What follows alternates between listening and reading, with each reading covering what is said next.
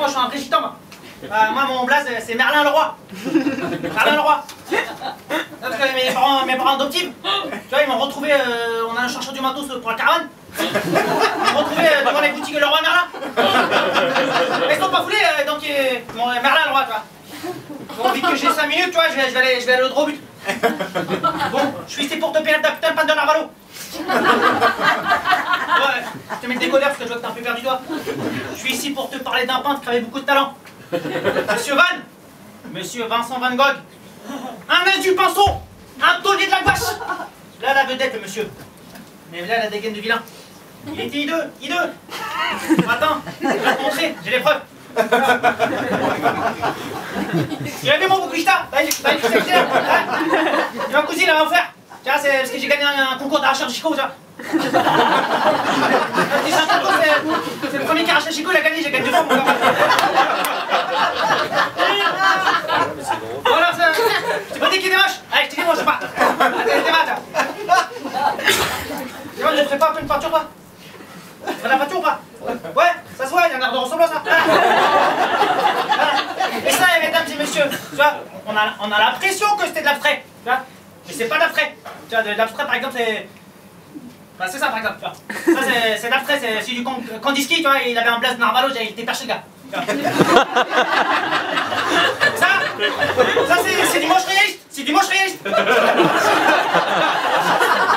Et pour les fins connaisseurs en gouache comme moi, c'est du post-impressionniste. Eh, Misto, c'est que j'en ai dans le carrefour, hein.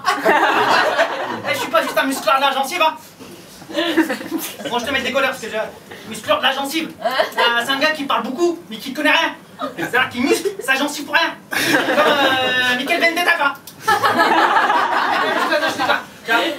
Et donc ça, c'est autoportrait de Van Gogh. T'as vu ma gueule?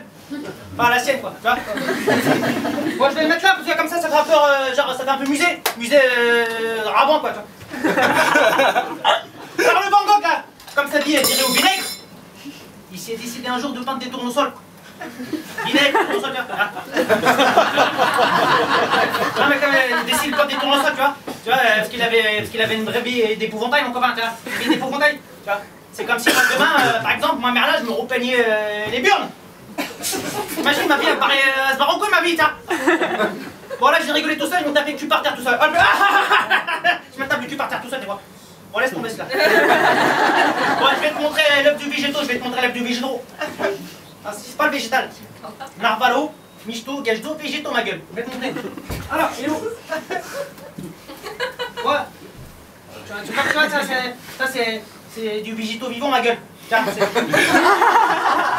pas de la nature morte, hein, tiens. Ça, c'est du chef-d'œuvre, hein. Comme on dit chez nous, c'est pas de la fougère, tu vois. Je peux t'assurer, mon petit filou, ça vaut du lové. En vrai, il vaut du volet, ça va être dans les 100 millions de patates et des boîtes à peu près, tu vois.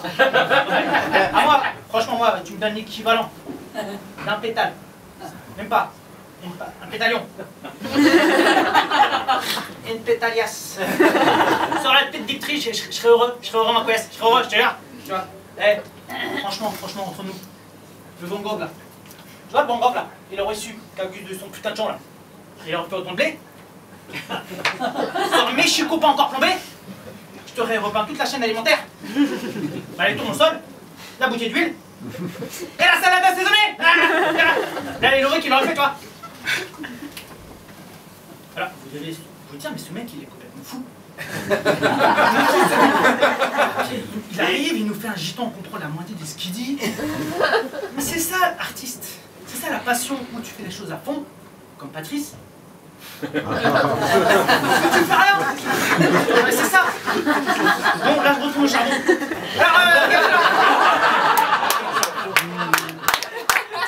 Alors, regarde, il est Van Gogh, là. Et il fait des trous du câble. Il était, comment on dit, givré du carafon. Je sais que tu comprends, même des fois, givré du carafon. Rappelle-toi, pour moi, là, je vois que t'as une tête de carafon. Ah, voilà. Toi, t'as la gitre en errant, toi, là. Tu me rends compte tout à l'heure, tu vois. Là, il était complètement givré du carafon. C'est à un point, ils s'en est coupé l'oreille et qui se tapait des cesses dans les champs. Comme un mulot.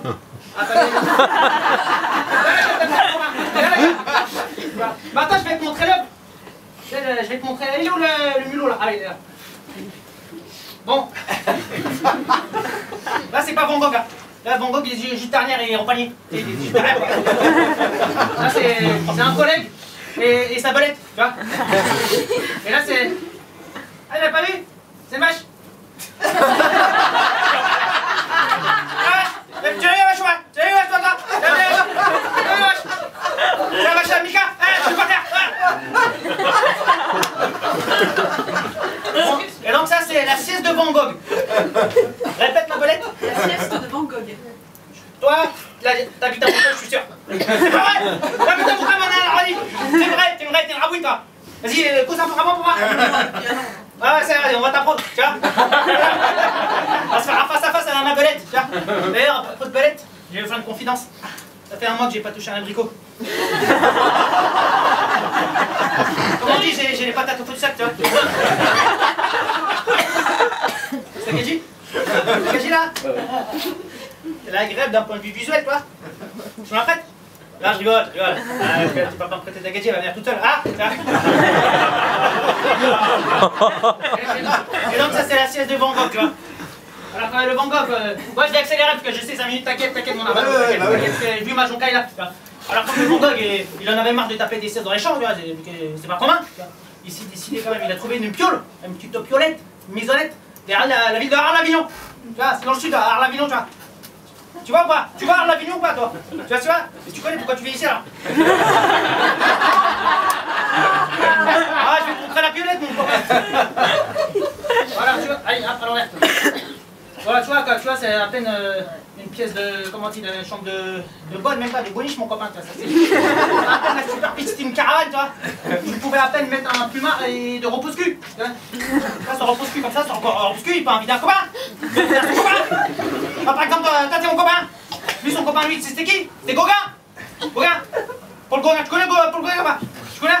C'est un autre peintre qui faisait de la belette. C'est de la belette, Narvalo, à poil, en plus, avec des fruits, franchement, Van Gogh et Gauguin, ça aurait fait un bon titre de film de boule, t'imagines? T'imagines? Van Gogh et Gauguin, deux gadgets très coquins, qui se sont retrouvés dans le plumard pour faquin, hein? Cul par terre de Robinos de Mésos, hop là! Et donc il a appelé ça la chambre de Van Gogh. Toi, tu rigoles quand je me tape le cul par terre. Hein? Tu veux taper le cul par terre avec moi? Hein? Tu vois? Je peux faire un cul par terre général, tu veux? Vas-y, laisse tomber. Non, donc il a appelé ça la chambre de Van Gogh, tu vois? Ah, il s'est pas cassé le cul, le Hollandais, tu vois? Parce que c'était un Hollandais. Que tu le reconnaissais, c'est un rame orange, tu vois? Tu pètes là, quoi, tu vois? Pas con, le Vincent Van Gogh, tu vois? Bon, les cousins, les cousines, je dois y aller parce que j'ai du travail à faire, j'ai cherché de la ferraille à toi. Ah ouais, parce que moi je travaille dans la culture mais aussi dans la fonte, tu vois. C'est comment on m'appelle moi dans le milieu de la ferraille? Des catons. C'est pas à fond la forme, mais à fond la fonte, tu vois. Tiens, bah, d'ailleurs pour vous, je vais te bicrave un truc, là, je le sens. Qu'est-ce que je vais te bicrave? Bicrave c'est vendre, tu vois. Mais t'avais compris. Ah, tiens, je vais te bicrave, ça te dit pas que je suis bien le tableau là, mon copain? Hein? Bon, je peux faire un autre. Ouais, mais c'est moi qui bicrave. Aujourd'hui, il a un peu d'occasion, tu vois, mais j'en ai un autre avec les deux oreilles. Ah mais je vois que t'apprécies pas trop les tableaux. Je crois que t'as repéré la jockey en fait. Non? La jockey, elle te plaît? Tu plaît la jockey? La jockey, mon copain, tu vois. Elle va pas, tu vois. Non, mais je peux pas t'appeler, je peux pas. Ah, parce que ça, c'est une vraie jockey, ça. Ça, c'est pour les tauliers, ça, c'est pour. C'est une jockey fabriquée en Suisse. Faite à Montreuil, tu vois. C'est marqué Casio, mais il faut pas se fier aux apparences, quoi. Et tu sais comment on dit chez nous, chez Gitan? Parce que Gitan, qu'on l'apprenait de mon œil, tu vois. L'autre, c'est pour la daronne, tu vois. Comment on dit chez nous? Un gitan sans joncaille, c'est un gadjo qui peut le cuire des jonquilles. Bon remerciant.